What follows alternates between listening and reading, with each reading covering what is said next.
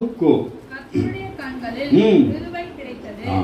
முதலாவது வேதத்துல பார்க்கிற பொழுது அது ஆமே மனசாட்சியின் காலத்துல அவர்கள் வாழ்ந்திருக்கிறார்கள். அதுதான் மிக முக்கியம். ஆமே நாங்க பிரமாணம் கட்டளைகள்லாம் சொன்னாலும் அது மனசாட்சி காலத்துல தேவனுக்கு பயந்து இருக்கிறாங்க. இன்னைக்கு நாங்கள் எப்படி இருக்கோம்? கிருபையின் காலத்துல பயமே இல்லாமல் இருக்கிறோம். அன்றைக்கு அவர்கள் எப்படி இருந்திருக்கிறாங்க?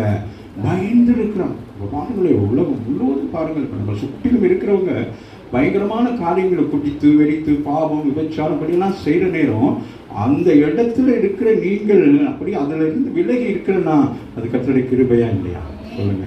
அதுதான் மிக முக்கியம். ஏன்னா அப்படியான சூழ்நிலையில் அவனும் காக்கப்பட்டிருக்கிறான், நம்முடைய மனைவி காக்கப்பட்டிருக்கிறான், வேற மகன்மார்கள் 3 பேரும், வாலிப பசங்கள் 3 பேரும் செஞ்சிருக்கிறாங்க. அவங்களுடைய மனைவிமார்கள் பாருங்க, வெளியில என்னது பாவம் பெருகி போய் கிடக்குது. ஆனாலும் அவங்க என்ன செஞ்சிருக்கிறாங்க? பாவத்தின் மத்தியிலும் அவங்க என்ன செய்யறாங்க? தேவனோடு கூட என்ன செய்யறாங்க? உறவாடுகிறாங்க. அது போலதான் நீங்க உலகத்தை பார்த்தீங்கன்னா விழுந்து போயிடுங்க. நீங்க என்ன செய்யணும்? இந்த உலகத்தை உண்டாக்குன கர்த்தரையே நோக்கி பார்க்க வேண்டும். ஆகவே தான் வேதம் சொல்கிறது, நோவாவுக்கோ அப்படின்னா அவ்வளவு பேருக்கு கிடைக்காத கிருபை ராமேஸ்வரம். உலகத்தில் இருக்கிற ஒருவனுக்கு கிடைக்காத கிருபையை கர்த்தர் உங்களுக்கு கொடுத்திருக்கிறார். அந்த கிருபை விளங்காதபடி நீங்க என்ன செய்யணும்?